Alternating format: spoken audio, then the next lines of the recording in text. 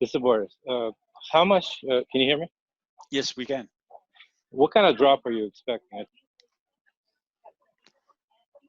Let me explain this quickly to you, Boris. You know, I know that many of you probably don't want to hear this, but I'm going to explain this to you, what we see in our data here. And look, guys, many people don't like it when you post negative information on Bitcoin. Remember this here on the bottom, when we hit this bottom here, right here at the bottom, there, on 15 December 2018. When we got there, we made a comment and we said that risk-adverse investors can now get back in the market. As a matter of fact, we called a low here on 7 December. And many of you know, as a matter of fact, let me just get in there. And Boris, this will line up with your question. I called a low in Bitcoin there. And Bitcoin went up there, and I thought I was so smart and I bought more. And then what happened is, bang, the market dropped a little bit lower. And we had to come back there and say, okay, right, the risk-adverse investors can now get back in the market. And on 15 December, we called kind of like a second low. And from there onwards, we said the market's going to go upwards and go sideways. And it was a very confusing time here, because this time here was the American shutdown. 40 days and 40 nights. It's like being on Noah's Ark. Nothing happened.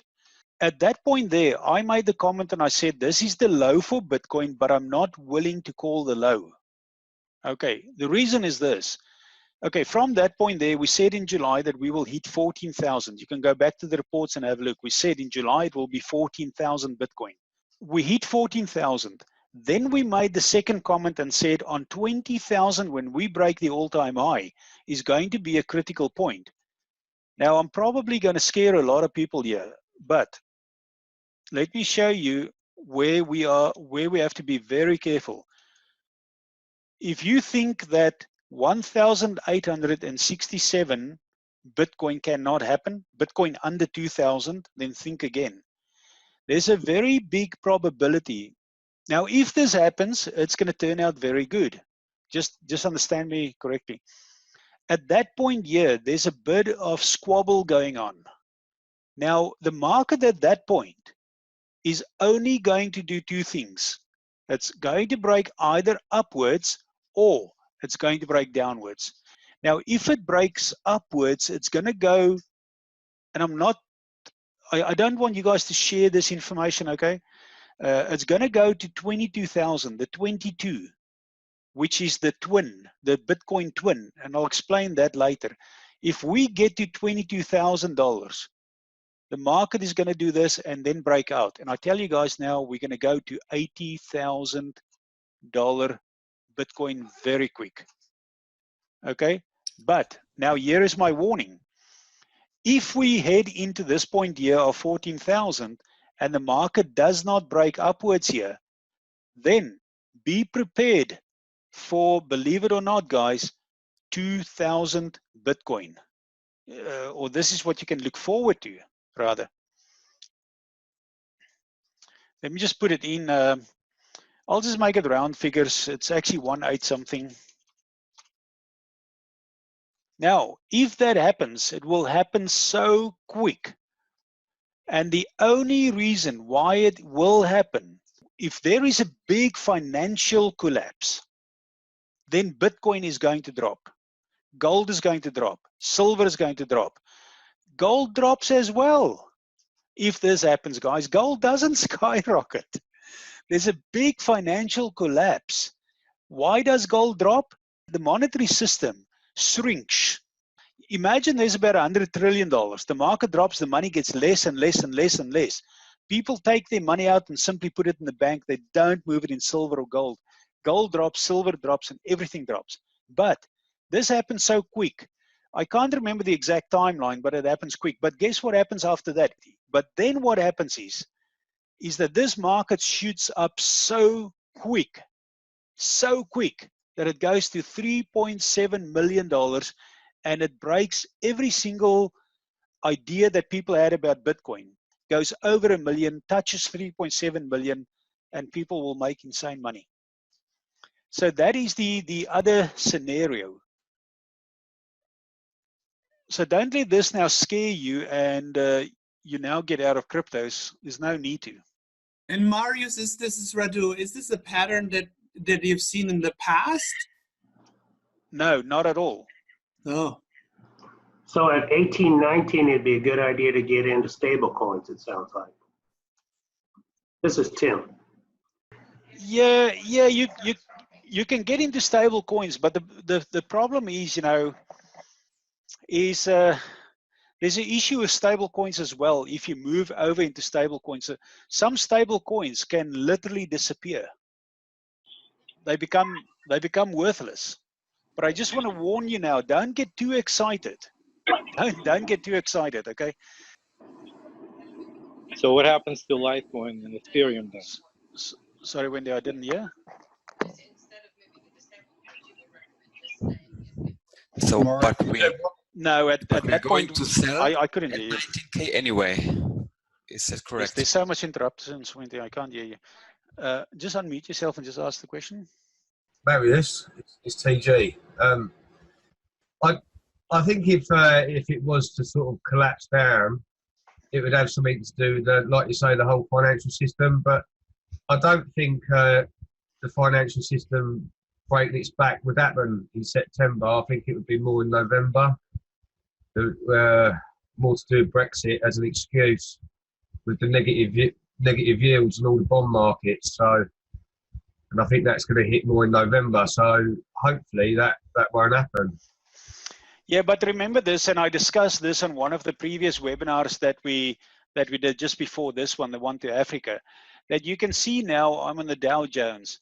All that you see here now is just speed wobbles. Now, these politicians, they hate Donald Trump so much that they will destroy the American economy to get him out of office. There's a big probability that they will do whatever they can to break the Dow Jones. If that happens, it will be a forced financial collapse. And remember this, you just need to look at the American economy. You need to go and watch Fox News and CNN, and then you see the hatred in America. They will do whatever they can to destroy it. And if that happens, as I say, guys, it will be a forced collapse of the world stock markets. So the world stock markets could collapse at that point, and that could trigger that Bitcoin goes down, gold goes down, silver goes down. But it's going to go down so quick, and then it jumps up quick again, and it comes back like 10 times stronger.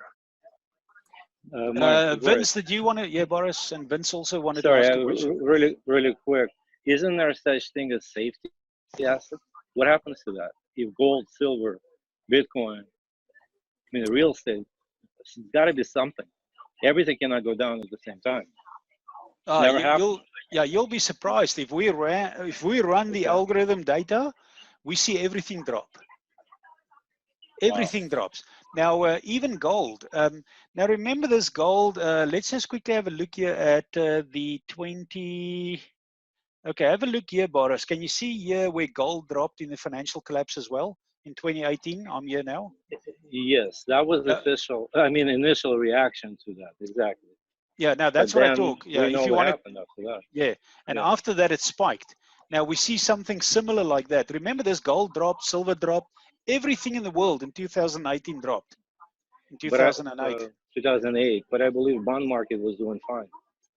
Right now we've got issues with Chinese currency.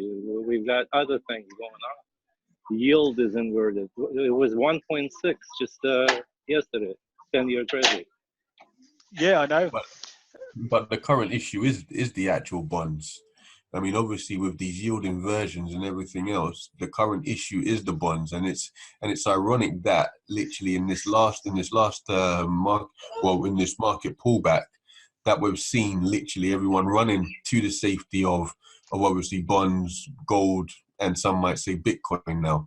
But then the actual issue is the bonds, and we've seen that through literally yield curves inverting as well.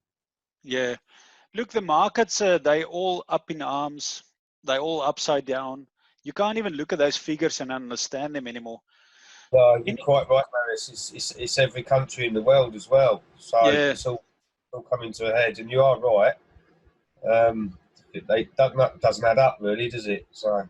Yeah, now with gold, what we see is if gold spikes out of this channel, we could see a breakout upwards just touching that all-time high. This could happen really quick too. So this is due to probably hyperinflation. Now, I'm not saying the word, I don't like the word hyperinflation. There's going to be something else. It's got to do with the tariffs and something all around the world. We don't know yet what it's going to look like. Silver as well. Just remember this, guys, that we still see silver because we look at about $9.82 an ounce. I know it sounds like an astronomical figure, but per ounce, silver is going to shoot up to that level there.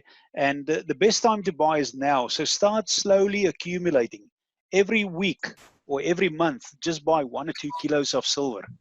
1 kilogram of silver is about $600 or $700, US. So are we talking over the next 6 to 12 months? Going into about 20, by the end of next year, we're going to see some substantial moves. So it goes in like steps, it goes $100 up, flat step. Next year it jumps again 200-300, and then it's away, 900. Here in Australia, all the silver mines are starting to close, and they have closed. Can you tell the rest of the story about the silver miners?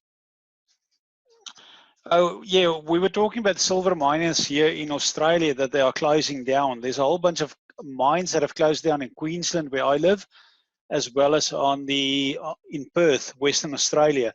There's mines also in Victoria or New South Wales that have closed down. So, yeah, I was just really mentioning about the mines that are running out of mineral resources with regards to silver. Silver is really scarce. I find the price of silver at this point really, it's unbelievable that it is that low. But one of the reasons why it is so low is because China, who manufactures 90% of all the probably solar panels in the world, and as you know, silver is the main ingredient when they manufacture solar panels. The better the solar panel, the more silver it will have. So they are manipulating the price. They need it to be low, otherwise they won't be competitive. This is probably what I'm thinking. But if you look at the medical industry that is using silver as hygiene applications, hygiene equipment, that's growing rapidly, and silver is used everywhere all around the world. So silver, there's going to come a point where they can't manipulate silver anymore because they won't be able to get silver. Okay. And that is going to change the price structure completely. And guess what? People like us who are hoarding, I buy 1 kilogram bars, we hoard, we are not going to sell that. No, I'm not. Yeah, nobody. You can ask anybody who's buying silver. Nobody will sell the silver. Everybody tells you that. I thought you were going to say that it costs more money to take the silver out of the earth than the cost of silver to sell it. But you're saying that the mines have run out of silver? Is this a global thing? Yeah, it's global. You get big mines like the one in Brazil, which has got like enormous amounts of silver.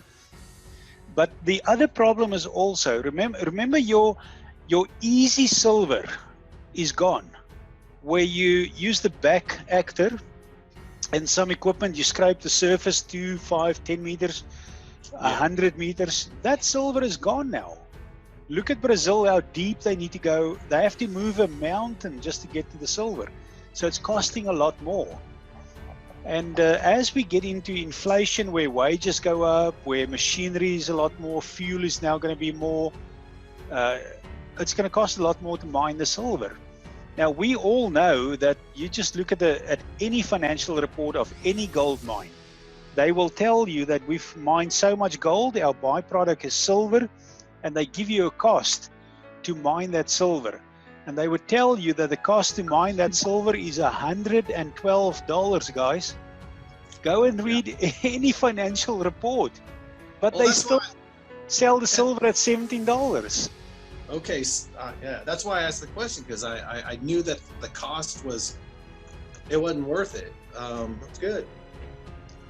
And this is the reason, remember, that the silver is only a byproduct. Now, in some forms, okay, let's say to mine gold, I think it's about $600 an ounce, depending on the mine now. to mine gold. Now, the silver is a byproduct, and they put a figure there of $114 to get that silver. But they go and sell it at $16 or $17. Guess what the mines in Australia are doing now? They're not selling their silver.